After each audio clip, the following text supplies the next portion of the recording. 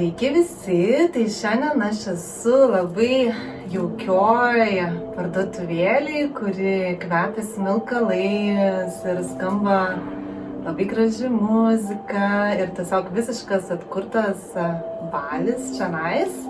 Ir šalia mane sėdi mano nuostabi jos šeimininkė, kuri nuolat juokiasi, nuolat šypsosi ir kuri kuria čia tokią labai jaukią oazę Vilniaus centre, Vilniaus senamiesty. Tai jeigu kas nesat buvę, tai būtinai apsilankykit ir nes čia tikrai labai gera pabūti. Ir šiandien su ja ir pasikalbėsiu apie tą visą idėją, kaip atsirado šitą parduotuvę ir apie Balį ir dar gal apie kokius dalykus. Tai va. Tai nuo to gal ir pradėsim, bet jau atsirado. Nuo ko pradėti? Kiek laiko turi pasakojimai, kaip atsirado? Pasakojau, nežinau. Kiek laiko?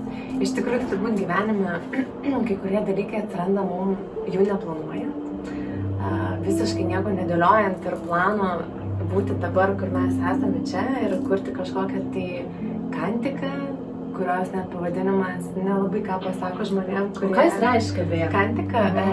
Šiaip mes tarsi turėtume čentiką, nes čentik indonezijos ir baliečių kalboje tai yra grožis, gražuolė. Tai iš viso tas pavadinimas, tai mano tiesiog dvi labai geros draugės, jos turi spa centrą Balyje, tokį visiškai kaimietišką, bet tokį sujungtą kartu ir su mūsų dienomis. Ir jų pavadinimas yra Čentik agroturizm arba Čentik žodžiu spa. Ir kai aš galvojau pavadinimą, ir man visą laiką tik tas pavadinimas į galvą lenda. Ir aš galvoju, negerai, nes yra žmonės, kurie turi tą pavadinimą. Aš kaip ir negaliu kopijuoti, aš turiu kažką sugalvoti savo. Ir vis tie pavadinimai, ir vis sėdžiu ir galvoju, kad turi ateiti mintis ir vis tiek ta pati Čentik, žinai, ir nieko daugiau. Ir aš dar rašau, atsimenu, viena jos yra abi seserys, balietės, ir aš rašau viena iš jų, Helenai. Sakau, sveika, tokia ir tokia situacija, man reikia pavadinimo, niekas daugiau nešauna į galvą, tik tai būtent šitas, ką daryti. Mes abi pasijuokėm. Sako, Lina, jeigu tu pavadinsi parduotuvėlę, kurioje bus vien tik prekės iš Balio salos, būtent tuo vardu, tai sako, man bus daugiau negu dovana. Tai sako, aš esu labai laiminga, kad būtent taip jų vadins. Tada aš parašiau kitai seseriai, nes jos yra kaip ir kartu. Parašiau Nerolį, tada sakau, Nerolį yra vėl ta pati istorija, kad man reikia pavadinimo.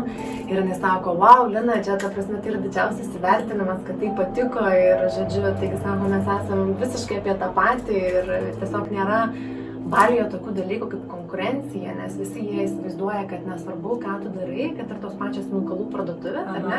Jos gali būti net ir 5 toj pačioj gatvėj, bet jie visi bendraus kartu. Jie galbūt pasidalins, sakys, aha, tu ten turi kažkokią tai smilkalą, kurio aš neturiu, aš irgi noriu turėti pas save. Nes jie teigia, kad net ir jeigu visos parduotuvės bus identiškom prekiam, vis tiek ateis skirtingi žmonės. Nes tai yra ne tik apie produktą eina kalba, bet ir apie visą tą emociją, kurią tu gauni. Ir jos visos yra antiek skirtingos, kai tu pro jas praeini, tu supranti, kad čia kažkaip jaučiuosi nesmagiai, tu net nesinori rinktis, bet kiti žmonės labai jaučiasi smagiai. Tiesiog, jie taip tiki, kad nėra tos tokios konkurencijos, turi būti tas bendrumas, vieni kitiem turim padėti, o tiesiog tie klientai, jie tiesiog mes neturėsim visų klientų, jie atrasti. Jie mielai padovanoja ir tą pavadinimą ir tau naudotis. Ir džiaugiasi, kad Balis atkeliauja į Lietuvą. Tai jos, tai iš tikrųjų, jam tai yra didelė dovana, man tai yra labai didelė dovana. Kaip įdomiai. Tai va, o pati kantika, kaip ji gimė, tai iš tiesų ji gimė savaime, turbūt iš tos didelės meilės, net ne meilės tai salai, bet turbūt to jausmo, kaip aš pasijaučiau nuskridusi pirmą kartą į Balį, nes aš iš pradžios atsimenu sėdėjau lėktuve pirmą kartą į Balį ir sakau savo, nes aš keliavau tuo metu su geriausia drauge ir aš sakau, aš neįsivaizduoju, kas turi būti toj saloj, kad aš dar kartą ją sugrįžčiau, nes tai buvo be galo ten sunkus, ten ilgas skrydis ir ten persėdimai ilgi, ten buvo taip labai įdomiai. Tai dar nenuskridus, tu taip sakai. Jo, ir aš sėdėjau lėktuve ir sako, aš neįsivaizduoju, kas ten turi būti ir kodėl aš tiek skrendu ir kodėl aš taip norėjau, žinai. Ir aš dar tik išlipau iš uosto ir mes nuvažiavom į viešbutį. Aš prieš nors ir buvau Tailandė, esu buvus, tai nebuvo pirmas kartas Azijoje, kad aš ten sakyčiau, kad mane paveikia Azija, ne? Bet aš atmenu, mes nuvažiavom prie viešbučio, tai buvo visiška naktis ir aš sakau, tai savo draugiai pasiėmus smilkalus į rankas, sakau, tu pažiūrėk, kaip čia viskas gražu, tu pažiūrėk, kaip čia viskas kvepia. Jis sako, Lina, ar tu nepavargai? Nu jo gėlės, nu fain, nu gražu, bet čia jau tiek. Ir aš ten nuvaikščiau viena po to viešbučio teritoriją, aš filmavau su telefonu, aš dar iki šiol turiu tos video ir aš jau... Tas pats pirmas įspūdis. Kad aš, kaip viskas yra gražu, kaip viskas yra ramu, kaip yra gera ir kaip turbūt aš pati ten pasijaučiau nuskridusi. Bet aš prieš tai vėlgi čia turbūt kita tema, kada aš jausiu visiškai tokia moteris išvaizda, net ir nelabai moteriška, bet čia buvo moteris vyras viename, nes darbas prieš tai buvo visai kitoks ir labai reikėjo daug vyriškos tokios energijos. O ką tu prieš tai dirbai? Aš dirbau odontologijos srityje, buvau atsakinga už įmonę, mes tiesiog įvesdavom įvairias naujas įrangas ir technologijas odontologijos klinikom, laboratorijom. Mano klientai dažniausiai būdavo vyrai, tai automatiškai aš irgi negalėjau būti tokia moteris, žinai, nes ten kitokie klientai, kitoks darbas, kitokia energija, viskas kitaip. Ir aš tada, žinok, turbūt, kai Balį nuskridau, aš pagalvojau, wow, kaip aš stipriai su save pametusi kaip moteris. Ir man buvo toksai, kaip tarsi grįžimas toks namo į save. Tai man Balis buvo apie tai ir paskui vieną kartą nuskridau. Aš tiesiog nebegalėjau sugrįžti, jeigu fiziškai ir sugrįžau, bet realiai Balis dabar yra čia. O tu pasakytum, kad kiekvienas žmogus randa savo Balį ir jisai jį pamato skirtingom akim? Vienareikšmiškai. Taip.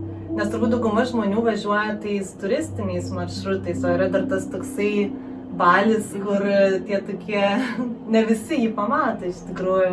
Bet tai yra normalu, kai mes keliaujam į tam tikrą šalį pirmą kartą, ar ne? Mes dažniausiai pasirenkam turistinius maršrutus, nes taip jau yra, ypatingai jeigu keliauju į Aziją kažkur toli.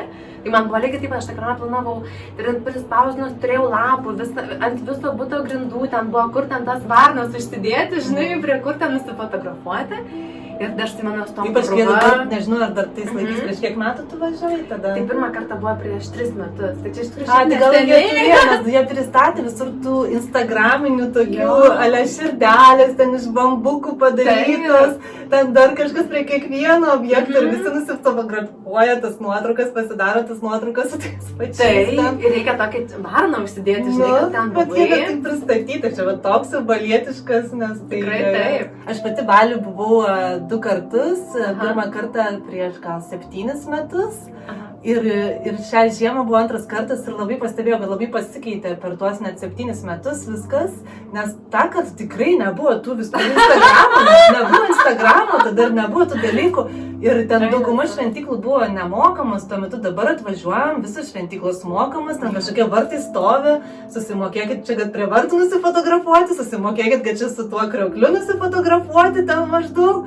Ir taip, kas čia darosi? Ir tada, jeigu tu matai tik tokį Balį, atrodo, tas Balis čia turistai, lupa pinigus, čia taip, ir kai kuriems žmonėms su tokia nuomonė, jie ir išvažiuoja apie tą Balį. Bet tu ten ilgą laiką gyvenai, ar ne? Ir turbūt patyrei... Aš daug kartų ir buvau, šiaip ir trumpam laikotarpiu, ir ilgam laikotarpiu, ir žodžiu visaip kaip, bet jeigu man gyvenime nebūtų taip susidėlioja viską, kad aš sutikau, tiesiog mes sutikom gidą, visiškai netikėtai, ir aš turėjau tą visą planą, va tą turistinę, aš būčiau ir išvažiavusi irgi tos pačios nuomonės, kad viskas daug kainuoja, visur mokama, prie turistinių vietų be galo didelės eilės, vien tam, kad pasidarytum nuotrauką, ten, žodžiu, turi laukti 2 valandas ir, ta prasme. Ir tada gavosi, kad mes sutikom vieną gidą ir jisai sako, o mano draugė buvo labai man paranku keliauti su jie kartu, nes jis sakė, aš važiuosiu visur, kur nori tu. Tai toks, žinai, gera kelionė, draugė. Jo. Ir aš ten prisidėjus lapą, žinai, rytą pas mane viskas suplanuota, kur mes važiuosim. Ir tada mes sutikom vieną gidą ir jisai sako, žiūrėk, Lina, sako, darom taip, pažaidėm žaidimą, o aš be galo mėgstu žaisti, visokius tokius žaidimus, ane? Jisai sako, viena diena bus tavo, kita diena bus mano. Aš sako, jūs vešiu ten, kur aš norėčiau nuvežti kaip vietinis. wow, sakau, super, nerealiai idėja, man patinka varom. Nes mes neturėjome monetos iššūkį, tai būdavo, kada jisai net pasineždavo, kur mes važiuosim, tai būdavo, kad mes metam monetą mašinai, ar suksim į kairę ir dešinę. Tai bus herbas ar skaičius ir mes žaisminga kokia ekskursija. Ten iš vis buvo, o ten tiek atrastų vietų, kur, iš tiesų gyvenimas pastarsi nuvedė. Bet tai būdavo, kad kada mano diena, mes nuvažiuojame prie tam tikrų objektų, mes fotografuojame, aš pamatau eiles ir galvoju, oh my god, rimtai, prie kroklio, atrodo, aš noriu jame pasimaudyti, tu ten, tu steigi ir dar tu matai, kad tave fotografuoja, bet tu stengiasi kuo greičiau tą pozą išgauti. Reikia, man tai buvo šokas, tai čiagi gamtos reiškinys, kaip čia mokėtų šitą gamtos reiškinį. Ir paskui kita buvo diena, kada gidas vežė mus ir mes nuvažiuojam vėl į kroklį. Važiuojam į kroklį, kurio nėra niekur Google, kuriame nėra nei vieno žmogaus, yra be galo nuostabiai gražus, dideli, įspūdingi. Ir ten sako, tai va čia savo galite tiesiog praleisti visą dieną, maudytis dviese, veikti, ką norit, kur nėra nei vieno žmogaus. Ir tada tu galvoji, yra tas balis, jo vis dar yra, tik tai reikia tiesiog žinoti, turbūt, kaip jį atrasti. Nes yra dar daug vietų. Aš irgi, tarkim, praeitą kartą prieš metus buvau vienoje vietoje, kur man buvo tarsi mano kaimas Balyje, kur aš būdavo ilsiuosi, kur yra visiška gamta. Nuvažiuoju po metų laiko, žiūriu, o dieve, barai ir taip toliau. Bet yra kitų vietų, kurias paskui atrandi, kur irgi dar vis yra tie kaimai. Nes viskas taip greitai keičiasi, va, kaip tu ir sakai, buvo ten visai neturistinė vieta, po metų jau ten... Taip. Bet yra dar tų vietų, kur yra tas tikras Balis, kuriame nereikia laukti eilėse, kad tu pasidarytum nuotraukų, kur ne tik, kad tu pasidarai nuotrauką, paskui, žinai, po tiek laiko galvoji, o, wow, rimtai, aš čia buvau. Tau tiesiog net nekyla minčių, nes tu išgyveni tą emociją, ne tik tą nuotraukos paspaudimą. Tai... Aš čia kol buvau parduotuviai, buvo tie keli klientai ir atsimenu, viena moteris klausė, sako, tai kas tam Balį, apibūdinkit tą Balį keliais žodžiais, kodėl reikia į tą Balį važiuoti. Vat keliais žodžiais pasakykit, kas tame Balį, nes dauguma žmonių turbūt ateina parduotuvę, kurie, nežinau, ar dauguma ateina, kurie nebuvę, ar tie, kurie buvę iš tikrųjų. Aš kol buvau čia, tai buvo tie, kurie nebuvę. Tie, kurie nebuvę. Iš tikrųjų, tai daug, galima sakyti, pusė ant pusės. Jiems tiesiog įdomus tas Balis, jie ateina, o kiti tiesiog nostalgijos vedami, kaip kad aš. Balio parduotuvė valio, reikia varyti. Jo, nes nori vėl tas emocijas. Tai čia yra labai paprasta gauti. Nes aš norėjau važiuoti Balį iš tikrųjų, bet kadangi tas karantinas, viskas jis dabar uždarytas ir neatsidarė, tai man labai gera, čia bent pasitryniau maždaug tik ateisiu. Ne, man labai gera, kad čia atėjai ir kad gimė labai gražus dalykai gyvenime iš tikrųjų. Tai atsakant į tą kitą klausimą, kaip keliais žodžiais apibūdint tą Balį, kaip tau jisai jaučiasi? Kas yra Balis? Keliais žodžiais. Gali pradėti keliais, o po to gali išsiplėsti. Iš tiesų, man Balis tai yra visiška ramybė, meilė savo, meilė gyvenimui, dėmesys akimirkai ir tiesiog sugrįžimas į tą gamtą, kurią mes esam labai stipriai pamiršę ir kažkur nuo jos nutolę. Tai man Balis yra, kaip aš sakau, dažnai manęs klausia ir draugai, tai va, tu čia skrendi į Balį, kad aš tiesiog noriu pabūti tenai viena, jeigu aš ten turiu kažkokius darbus ar ne, bet aš pasiimu tiesiog laiką, kada aš esu viena ir man sako artimi žmonės, tai kodėl tu mūsų nesiveži kartu, jeigu ten vis tiek kažkiek laiko, aš tiesiog noriu pabūti ten viena, aš noriu tiesiog pabūti su ta gamta, aš noriu pabūti su savim, nes aš čia kažkaip taip gaunasi, kad aš Lietuvą myliu, aš čia gyvenu, tai yra mano namai, bet tas ritmas, kuriame mes esam, man tiesiog kartais reikia nuo jo pailsėti ir ten tiesiog pasikrauti ir vėl prisiminti, ką reiškia būti tą moterim, jausti tą meilę gyvenimą ir kiekvienai akimirkai. O apie ką tau Balis yra? Aš galvoju, kaip čia papildyti. Man Balis yra grožis, man ten viskas taip gražu yra, ten tos gėlės ir tos moteris taip gražiai, kiekvieną dieną ten smilko, tas gėlytes dėlioja, tas tokius ir detalės, jo, tas dėmesys detalėm ir tas kūrimo grožio, kūrimas visur ir va tokių, nežinau, tokių dalykėlių, visokių smilkalų, visokių tokių, nežinau, medžiagų, raštų, visko man ten taip gražu ir tai gal mano atsakymas būtų grožis, ritualai ir vanduo, iš tikrųjų. Aš kaip buvau, abu kartus važiavau lapkričio mėnesį, ne, ką čia meluoju, vienus metus, per lietų sezoną abu kartus važiavau, vienas buvo lapkričio mėnesį, o kitas kartas buvo vasario mėnesį ir abu tie mėnesiai skaitosi kaip, lietaus sezonas, ar ne?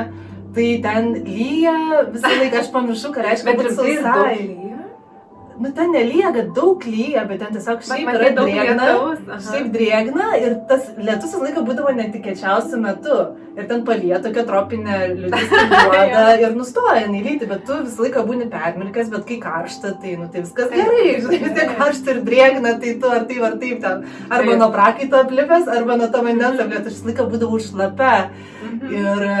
Ir visą laiką lydavo tokiu metu, ten, nežinau, važiuoja kokiu motoroleriu, nėra kur dėti, tai duoda lietus, tada stoji, ten kažkur slėpiesi, ten nuo to lietus, arba išėjom pasivaikščioti, yra ten toksai prie Ubudo tas takas, kur tas hiking jau eini, ir vidury to tako einam irgi, karštas, žiaurus karštis, mes ten einam, galvojam, ką mes čia sugalvojam, čia per tą karštį, kai pradėjo tas lietus lyti. Ir pila kaip iš kibro, tai aš, ką atsimenu iš Balio, aš ten visą laiką būdavau šlapia. Tai nėra blogas dalykas, bet tas toksai vanduo, man toks visiškas vanduo ir tie kriokliai ir vandenyn, tas vanduo, vandens ritualų daug Balį irgi daro. Tai man su tuo asocijuojasi tas Balis. Jo, Balis, mes turbūt kažkaip daugumą, kaip aš visą laiką sakau, būna pasmetina moteris, sako, tai Lina, kada vėl važiuosim į Balį? Nes tu organizuoji ir keliones į Balį. Jo, bet aš turėjau prieš tai miksuotą grupę, dabar turėsiu moterų, tik tai noriu turėti moterų grupę, nes tos kelionės būna visiškai skirtingos. Kada būna tik moterų grupė, tai tada viskas būna labai labai moteriška, labai gražu, labai daug kvapų, gėlių ir taip viskas švelnu. Kada būna grupėje vyrų, tai ta kelionė vėl būna kitokia, nes mes neturim ir vyram duoti dėmesį, ten būna važiuojam ir su kažkokiais vandens motociklais, ten jau, kad jie galėtų, žodžiu, kad visiems būtų gerai, žinai. Tos kelionės yra abi nuostabios, tai jos yra visiškai kitokios, tai va dabar norisi kažkaip po to ilgo laiko nebuvimo ten vėl, nes mes tuo metu, kada mes važiuojame į Balį, nesvarbu, ar tai yra mano draugai prisijungia ir visiškai nepažįstami žmonės, mes važiuojam pas mano draugus, ką jie veikia, tai tiesiog aš supažindinu, aš dalinuosi tiesiog aplinką ir ką ten esu atradusi. Nes kaip aš labai dažnai sakau, Balis pakeitė mano gyvenimą iš esmės visiškai ir dar dauguma iki šiol mano artimų žmonių vis dar stebi mano šitą spektaklį, kaip jie vadina ir galvoja, kada grįžti normalų gyvenimą, kiek laiko ją išstrigai, tarsi burbulė kažkur užstrigau ir tarsi negaliu sugrįžti. Bet tu pati taip negalvoji, čia tai aplinkai taip atrodo, ne? Tai kaip ten buvo, tu nuvažiavai tą Balį, supratai, kad jau esi čia moteris, galvoji, nebebūsi odontologija ir kaip čia ta parduotuvė atsirado? Žinai, kaip buvo taip, kad aš kai nuskridau Balį, buvo labai daug planų grįžus iš jo, ką daryti Lietuvoje, vėl ten toliau, žodžiu, kurti su vis kitoj pačio odontologijai kažką daryti. Bet tada aš supratau, kad apie ką aš nesakau, kiekvienam mums asmeniškai reikia kažko kitko, ar ne? Mes esame visi skirtingi. Aš nesakau, kad vienas darbas arba viena veikla yra gerai ir viena ar kita yra blogai. Nėra blogų ir gerų veiklų. Yra mums tinkama veikla arba netinkama veikla, kur mes jaučiamės gerai arba kur mes jaučiamės tarsi nesavi. Tai aš jaučiausi taip kaip nesavai, nes aš buvau pamiršusi, man visą gyvenimą patiko gėlės, man patiko kurti. Aš tiesiog neturėdavau laiko savo kūrybai, neturėdavau laiko savo tam kažkokiam dalykam, kad ir pagulėti vonioj, užsidegu žvakę, aš tiesiog visur skubėdavau, tai tiesiog mano veikla, kaip mano viena pažįstama gerai pasakė, sako, Lina, jeigu tu atrandi veiklą, kurioje tu jautiesi, kad nedirbi, tai yra, aš nieko nesau kantikų, irgi būna, patikėk manim, tokių darbų, kuriuo aš nemėgstu, ten transportai, visokie muitinimai, man... Administracija man, ne, bet aš žinau, kad aš šiuo metu esu viena ir aš tą turiu padaryti, ar ne? Bet kai tu myli veiklą pačią, tu tą dalį priimi kaip tarsi kažkokią tai visumos mažą dalelytę, ar ne, kuri yra tame. Bet jeigu tu nesijauti gerai savo veikloje, kurioje tu esi, tai tada ten, kad ir kažkoks fainas dalykas, bet tavęs tai nedžiugina, nes, tiesiog iš principo, tai jautiesi nesavai, žinai. Tai Balį vyko tai, kad aš tiesiog supratau, kad aš neskirdavau laiko savo artimiems žmonėms, nes aš labai daug dirbdavau, keliaudavau su darbu ir taip toliau, kad aš neatsimenu, kad aš mačiau savo močiutę. Kad, ir taip pagalvoju, aš gyvenu gyvenimą, tarsi mes gyventumėm žinai, tarsi gyvenimas niekada nesibaigtų. Ir Balis man parodė vertybės, nuo kurio aš buvau labai nutolusi.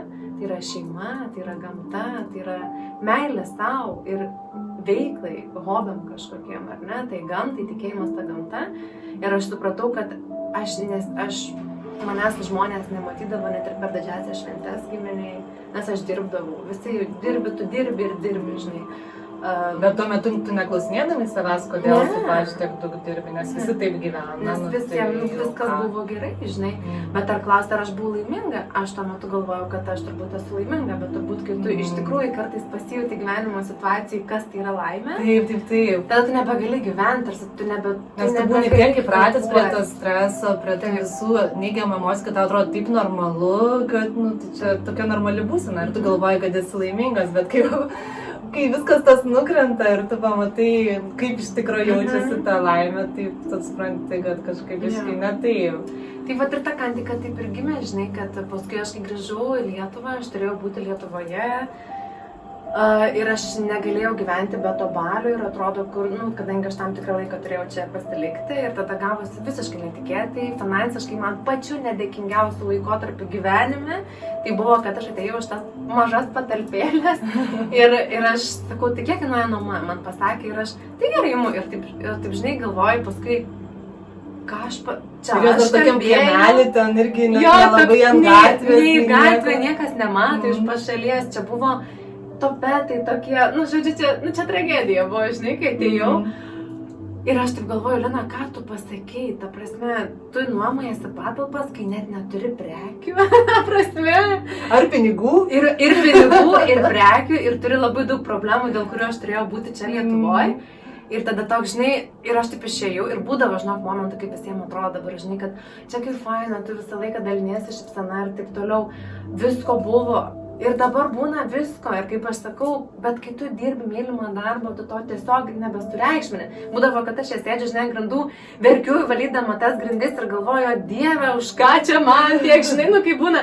Ir būdavo, žinai, kartais, pavyzdžiui, aš darau duris ir galvoju, taip nusisuku nuo kantikos ir galvoju, dabar atsisuksiu ir nieko nėra. Nėra jokios kantikos. Ir atsisuku ir jinai yra. Ir tada galvoju, toksai kaip vaikas, žinai, turbūt gal kažkas, būna tos tokias krizės kažkokios, žinai, kai tu atsisuku ir yra ta kantika ir aš suprantu, kad, jinai yra. Jinai tiesiog yra. Ir jinai negali susinykti dabar. Tai būdavo ir tokių momentų, žinai, kai atrodo, pati pradžia visą laiką būna labai sudėtinga. Nes taip atrodo, čia, žinai, atveši tas, kas man labai patinka, atrodo, čia atvešiu Lietuvą, čia visiems bus įdomu, visi puls, visiems bus faina ir niekas pas tave neateina. Tu sėdi viena ir tada galvoji, tu nori pasidalinti tuo, ką tu atradai, bet tarsi niekas apie tai ne. O kaip tada atsirado tas sužinojimas žmonių? Ar jie vienas per kitą sužino, ar tu kažkokią reklamą darai? Kaip pradėjo viskas augti? Čia su ta reklama, tai aš visą žinau, buvo toks juokas. Žodžiu, aš turiu tokią gyvenime situaciją, kad aš negalėjau pirkti reklamų. Tiesiog nebuvo galimybės man jų užsipirkti Facebook'e, Instagram'ui. Ir aš tiesiog galvoju... Nes aš tai Instagram'e pamačiau, aš kaip tai nežinau. Tai, žinai, ir toks buvo, velnias, kaip negerai, aš negaliu toks įpykti, žinai, kad aš negaliu nupirkti, reikėtų, kad mane žinotų, žinai. Bet tai buvo tokia dovana, iš tikrųjų, kad aš negalėjau to padaryti, nes kantiką suranda tie žmonės, kurie iš tikrųjų čia turi ateiti. Tai nėra, kad kantikai per visą tą laiką, kiek aš esu čia, buvo atėję gal 4 moteris, kurios nesuprato, kur atvyko. Tai buvo tiesiog gal ėjo pro šalį, pamatė, iš smalsumų užėjo, bet tai visiškai ne apie jas, kas čia yra. Ir tu supranti, kad net ir tie žmonės nesmagiai jaučiasi, nes jie ateina, aš turiu įsileisti pro duris, jie ateina kaip pas mane į namus, žinai. Taip, nes ir tikrai kaip jaučiasi kaip namai. Kaip namai. Ir žinai, tai buvo dovana, kad aš negalėjau pirkti reklamų ir viskas tai vyko per labai be galo didelį tikėjimą, nenormaliai didelį norą. Tai čia tokia kaip manifestacija gaunasi, kažkaip, kur sako, yra tasai, kaip angliškai law of attraction, kaip čia lietuviškai veikia, maždaug, kaip labai nori kažko tiki ir tau tas atsitinka dalykas, tai čia kažkaip taip ir gavosi. Tai žinok, buvo taip, kad aš tada kažkaip galvoju, dabar, kai aš suprantu tą momentą, kad aš negalėjau nupirkti reklamų, aš galvoju, kaip yra faina, kad tie žmonės, kurie yra Facebook'e, kurie yra Instagram'ui, jų nėra daug, bet tai yra tiek daug, kad tai yra tikra, žinai, tie žmonės. Bet ir dabar tu jų neperki, nes jau dabar, manau, galėtum, bet turbūt dabar galėčiau, bet neperku, žinai, iš tikrųjų man to nereikia. Aš prieš turėjau papuošalus gaminau, ten būdavo 13 000 ir taip toliau, žinai, buvo tikrai nemažai kas pirkta, iš reklamų ten daug buvo pirkta. Aha.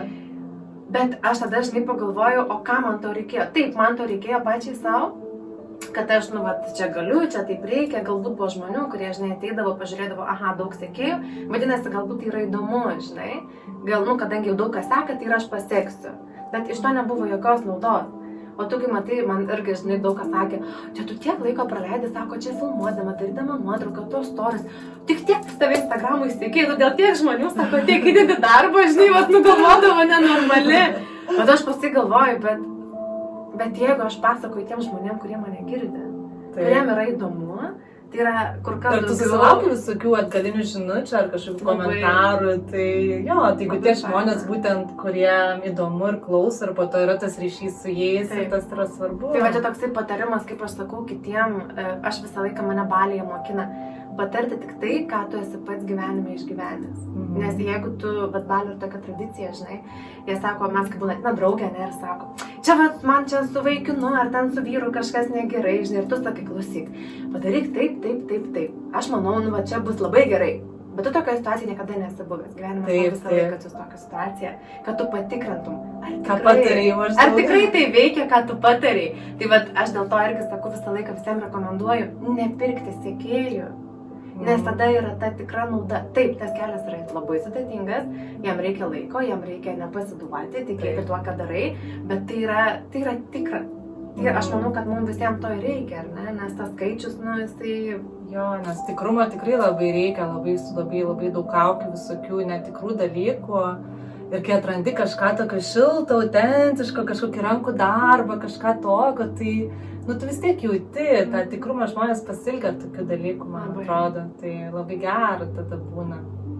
Tai taip kantika, bet ir atsirado, taip žinai.